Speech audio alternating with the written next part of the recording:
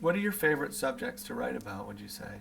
Oh, I like writing about religion, and I like writing about horror, things like that, you know what I mean? Do you think that there's a conflict between those two things, religion and horror? I think so, I used to read a lot of really weird stuff. I'd read things like the Striped Dragon or something like that, and people would know more about stories that were supposed to be entertain you and scare you, and they like to do that, at the same time. You know what I mean? Yeah. Were you trying to be scary and entertaining at the same time with the horror rock stuff? I guess so, yeah. Mm-hmm. Now, You're Gonna Miss Me, I heard you wrote that when you were 15. Yeah, something like that. Maybe 15, something like that, How old were you when the Spades got together? I guess about the same age. Mm-hmm. Yeah. What kind of songs did you used to play?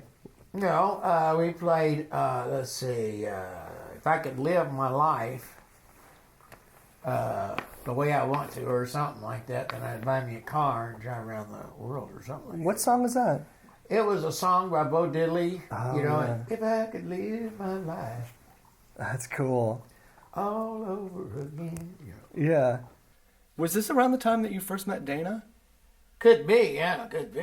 Because you guys were pretty young, right? You were teenagers when you first met? Do you remember much about playing Dick Clark's American Bandstand with the 13th Floor Elevators?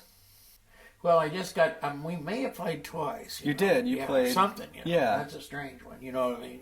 You were singing along with the recording, right? It wasn't like a performance. It was like we would lip sing it, you know what I mean? Did that seem funny to you guys? Were you just sort of like... No, it was all right. I got a little bit nervous, but it seemed like I had some kind of support, Yeah. I'd hear, little, echoes, tell me, yeah, you can do it, or something like that, What did you think when you first heard the Jug? When you first heard Tommy Hall playing the Jug? Well, he just said that's what he was doing. He said he had found this old, it was a inebriate bottle, and cleaned it all out and everything, got all the spider webs and flies out of it, and said, boy, that's going to be a good idea. I'm going to, whistle into it or something like that, Did you think this is really weird, or did you just sort of roll with it? No, I thought it could be a good idea. Another thing that you guys used to do that was pretty new is feedback, turning up an amp so loud that it would feed back to the elevators. Yeah, I would do that. I would do that. I would listen to the Yardbirds a lot. Mm-hmm. And they had this, they had several songs, but then they had this brand new one. I can't think of where I first heard it, but it started out with this bang, it would just, it was called Happenings 10 Years Time Ago Today or something like that, and it's a pretty good one, you know what I mean? Yeah, I when I was making the record, I thought a lot about feedback and having feedback be this voice, having it be something that's talking to you throughout the record as it goes on. You're having this voice of feedback that's talking to you. Yeah. Well, you looking forward to the record coming out in April? Oh yeah, I really am. Yeah, I'm waiting for it. Yeah. It can take its time though, you know what I mean? It's kind of taking its time. I